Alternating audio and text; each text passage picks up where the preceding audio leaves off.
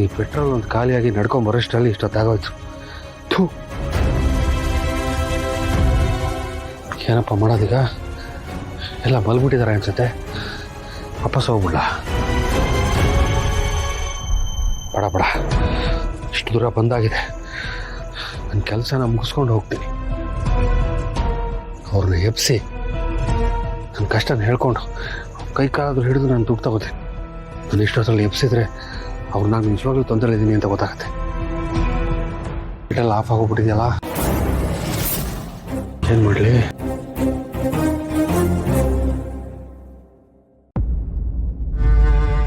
ನಿನ್ನ ನಾನು ಯಾವತ್ತೂ ಕೆಟ್ಟದ್ದು ಬಯಸಿಲ್ಲ ಲಕ್ಷ್ಮಿ.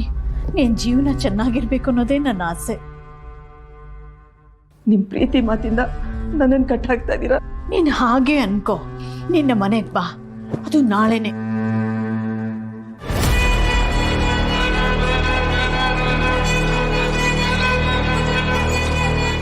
ನನ್ನ ಜೀವನದಲ್ಲಿ ಇಂಥ ಒಂದು ದಿವಸ ಬರುತ್ತೆ ಅಂತ ನಾನು ಅಂದ್ಕೊಂಡೇ ಇರಲಿಲ್ಲ.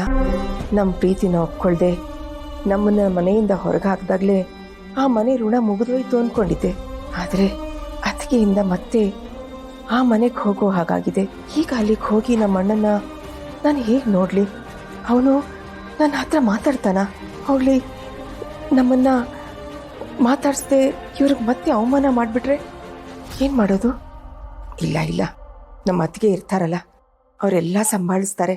ಆದರೆ ಅತ್ತಿಗೆ ಯಾಕೆ ನಮ್ಮನ್ನ ಬರಲೇಬೇಕು ಅಂತ ಅಷ್ಟೊಂದು ಹಠ ಮಾಡಿ ಕರ್ಸ್ಕೊತಿದ್ದಾರೆ ಅಂತ ಗೊತ್ತಾಗ್ತಿಲ್ಲ.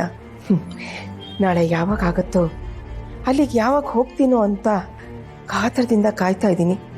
ಆದರೆ ಭಯ ಕೂಡ ಇದೆ. ಅಪ್ಪ ಹೇಗಿದ್ದಾರೆ ಅನ್ನೋದನ್ನ ಇಷ್ಟು ವರ್ಷದಲ್ಲಿ ನಾನು ಒಂದು ದಿವಸನೂ ವಿಚಾರಿಸ್ಕೊಂಡಿಲ್ಲ. ಈಗ ಅವ್ರು ನನ್ನನ್ನು ನೋಡಿದ್ರೆ ಏನು ಹೇಳ್ತಾರೋ ಏನೋ.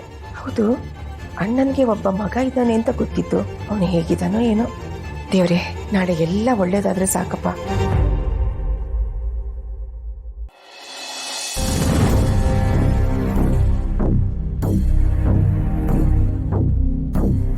ಜಯಂತ, ಫ್ರಂಟ್ ಎಂಟ್ರೆನ್ಸಿಂದ ಎಂಟ್ರಿ ಕೊಡೋ ಟೈಮ್ ಅಲ್ಲ.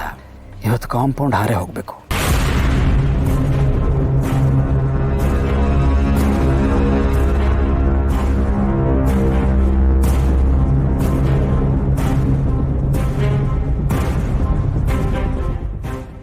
ಚಿನ್ನುಮರಿ, ಇವತ್ತು ನೀವು ಬೇಗ ನಿದ್ದೆ ಮಾಡೋ ಹಾಗಿಲ್ಲ.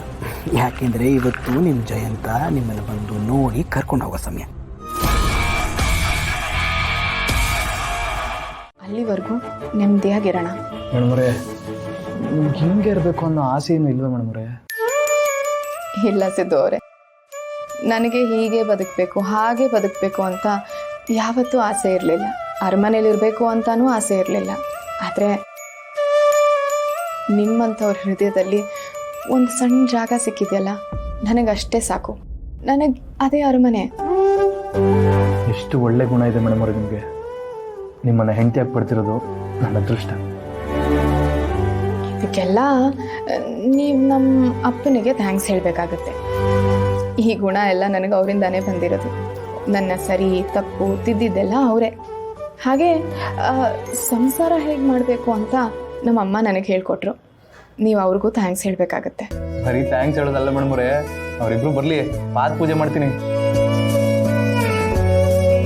ಸರಿ ಸಿದ್ದು ಅವರೇ, ಈಗ ನೀವು ಜಾಸ್ತಿ ಯೋಚನೆ ಮಾಡಬೇಡಿ, ನೆಮ್ಮದಿಯಾಗಿ ಮಲಗಿ. ಬನ್ನಿ, ನೆಮ್ಮದಿಯಾಗಿ ಮಲ್ಕೊಳ್ಳಿ.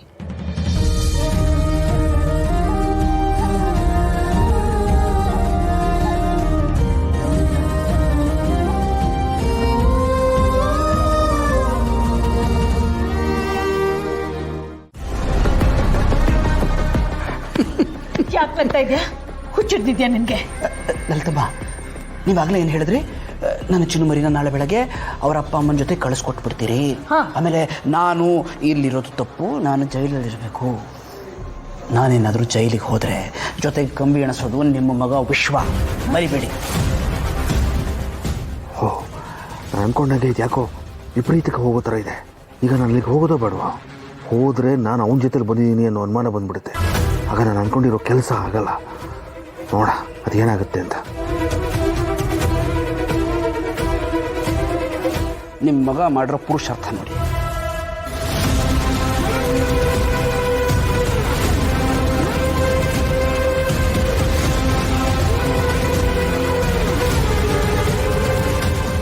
ನೋಡಿದ್ರ ತೊಂದರೆ ಕೊಡ್ತಿರೋದು ಯಾರಿಗೆ ಅಂತ. ನನ್ನ ಚಿನ್ನಮರಿ ಕುತ್ತಿಗೆಗೆ ಚಾಕು ಹಿಡಿದಿರೋದು ನಿಮ್ಮ ಮಗ. ನಾನೀಗ ಕೈ ಮೇಲೆ ಕೈ ಹೊತ್ಕೊಂಡು ಸುಮ್ಮನೆ ಕೂತಿರಲಿಲ್ಲಪ್ಪ. ಇಲ್ಲ ನೋಡಿ, ನನ್ನ ಚಿನ್ನಮರಿಗೆ ಏನು ಆಗೋದಕ್ಕೆ ನಾನು ಬಿಡೋದಿಲ್ಲ. ಇಲ್ಲ, ನಾನು ಅವ್ರನ್ನ ಕಾಪಾಡ್ತೀನಿ. ಮೊದಲ ಆ ವಿಡಿಯೋ ಡಿಲೀಟ್ ಮಾಡು. ನೋಡಿದ್ರ ಹೇಗೆ ನಿಮಗೆ ನಿಮ್ಮ ಗಂಡ ನಿಮ್ಮ ಮಗ ಮುಖ್ಯನೋ ಹಾಗೆ ನನಗೆ ನನ್ನ ಚಿನ್ನಮರಿ ಮುಖ್ಯ. ಅವರು ನನ್ನ ಜೀವ, ನನ್ನ ಜೀವಾಳ. ನೀವು ಯಾರೋ ನನ್ನ ಪ್ರೀತಿ ಏನು ಎತ್ತ ಅಂತ ವಿಶ್ಲೇಷಣೆ ಮಾಡೋದು ನನಗೆ ಬೇಡ. ನನ್ನ ಚಿನ್ನಮರಿ ಒಂದೇ ಒಂದ್ಸಲಿ ನನ್ನ ಪ್ರೀತಿ ಬೇಡ ಅಂತ ಹೇಳಿಬಿಡ್ಲಿ, ನಾನು ಹೊರಟೋಗ್ತೀನಿ. ಆದರೆ ಅವ್ರು ಅದನ್ನು ಹೇಳೋದಕ್ಕೆ ಮುಂಚೆ ಅವ್ರನ್ನ ಸೇಫಾಗಿ ಇಟ್ಕೋಬೇಕಾದ್ದು ನನ್ನ ಕರ್ತವ್ಯ. ನೀವು ಯಾರೂ ನನ್ನನ್ನು ಅವ್ರನ್ನ ಪಡೆಯೋದನ್ನು ತಡೆಯೋದಕ್ಕೆ ಆಗೋದಿಲ್ಲ. ಆ ರೈಟ್ಸ್ ನಿಮ್ಗೆ ಯಾರಿಗೂ ಇಲ್ಲ. ನನ್ನ ಚಿನ್ನಮರಿ ನಾನು ಬಿಡಲ್ಲ. ನೋಡಿ